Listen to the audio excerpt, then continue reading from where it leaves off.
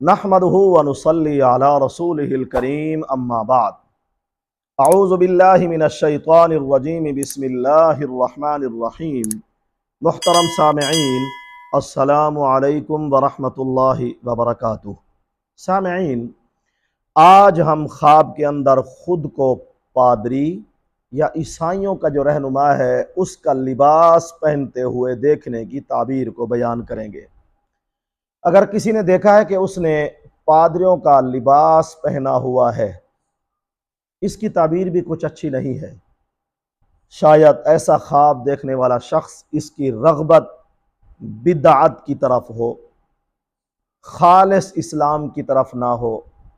दूसरा ये कि शायद इसकी दिली रग़बत कुफ्र की तरफ हो।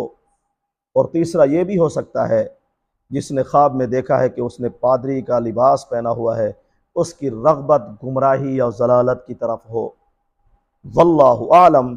अल्लाह ताला हमारे ख्वाबों को हमारे लिए बाइस रहमत और बरकत बनाए। व आखिरु दावाना अनिल हम्दुलिल्लाहि रब्बिल आलमीन।